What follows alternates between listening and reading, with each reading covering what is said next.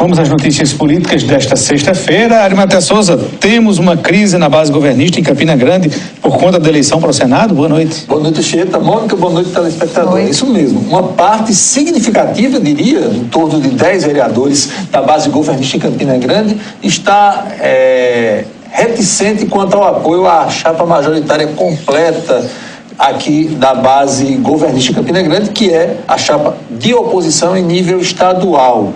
E esse grupo de vereadores, em torno de uma dezena de vereadores, agendou para este final de semana uma conversa com o ex-governador Roberto Paulino, que é o único candidato ao Senado pela coligação do MDB. E isso vazou antes da reunião acontecer e causou um grande mal-estar, até porque a bancada governista aqui, parte dela, tem um histórico de contramão nesse processo eleitoral de 2018. A gente pode lembrar que há alguns meses, antes do período de desincompatibilização, a bancada governista em Campina divulgou uma nota se posicionando a favor da possibilidade de o prefeito Romero Rodrigues ser candidato ao governo do Estado, até aí nada demais, mas no mesmo texto a bancada se posicionava contrária à possibilidade de o senador Cássio Cunha Lima vir a disputar o governo do Estado por esse agrupamento político.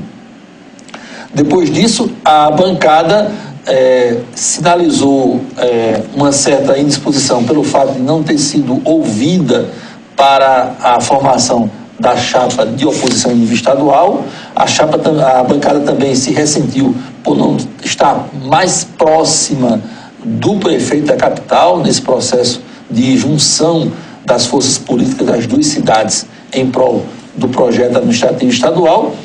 E, mais recentemente, a resistência diz respeito à candidatura decidida na 1ª hora das convenções da deputada Daniela Ribeiro para o Senado Federal. Esse caldo todo, a gente pode resumir, ou tirar o tempero dele, na perspectiva de que a bancada está coesa em relação à administração Romero Rodrigues, mas nos outros assuntos políticos em torno do prefeito de Campina Grande, ou do grupo que ele integra, a bancada não tem toda essa coesão. Vamos acompanhar como é que isso vai ser administrado ao longo dos próximos dias. Na prática, trazendo para o mundo pragmático, a bancada sinaliza nas entrelinhas que quer gestos da parte do vice-prefeito de Campina Grande para que a bancada se empolgue com relação à possibilidade de a deputada Daniela Ribeiro efetivamente disputar com chance de vitória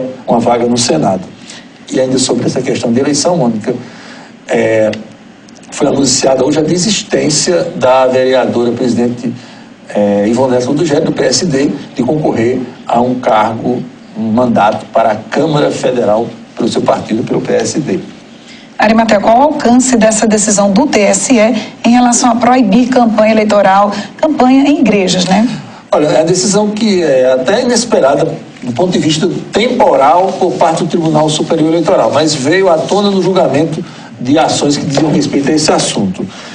E a proibição do TSE em relação à questão dos templos religiosos, a caracterização disso tem um desdobramento mais severo do ponto de vista da legislação. Significaria também abuso do poder econômico.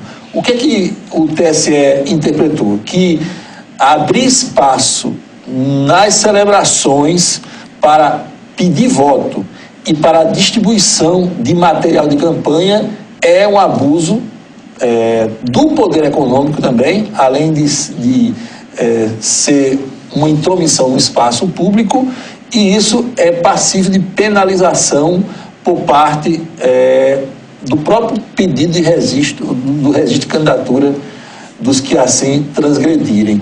É um assunto muito delicado e muito suscetível à subjetividade. Ou seja, o candidato A pode visitar qualquer templo religioso, contactar com seus fiéis, participar dos cultos ou das celebrações, sem nenhum problema.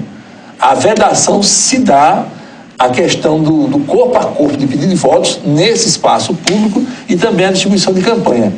Agora, certamente serão criadas situações em que se poderá haver interpretação de forma mais severa ou mais suave, é algo a ser conferido. De qualquer forma, a Justiça Eleitoral delimitou que esse espaço, por muitos explorados nas campanhas anteriores, tenha um mínimo de regramento daqui por diante. E tem algumas igrejas que abusam, né? Agora, também vamos separar as coisas. Uma coisa é você pedir voto para alguém, fazer corpo a corpo dentro da igreja.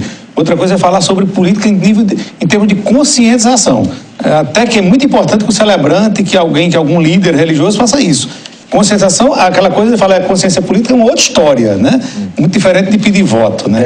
O que se coíbe, a justiça quer coibir, é a questão da política partidária no seu sentido mais pragmático de cara aos votos. Claro. E a gente sabe, todo mundo, domínio público, que existe a Igreja Universal do Reino de Deus, que tem um controle indireto de um partido político, que é o PRD. Sim, sem dúvida.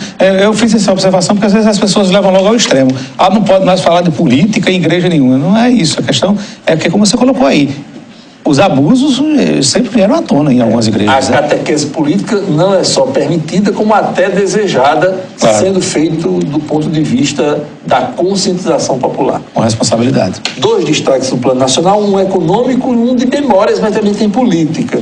O ex-superministro do governo Lula, José Dirceu, está lançando mais um livro, e o ponto mais destacado desse livro é ele revelando a obra, que um dos poucos dias que chorou na vida foi no dia em que o presidente Lula o demitiu da Casa Civil, do super ministério que ele comandava no governo Lula, em função das denúncias do mensalão.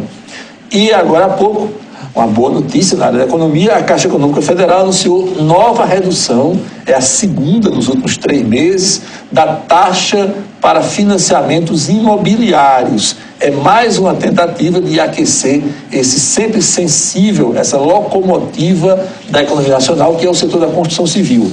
A partir da próxima semana, a Caixa, em alguma linha de financiamento de até R$800 mil, vai praticar juros anuais na área habitacional de 8,75%.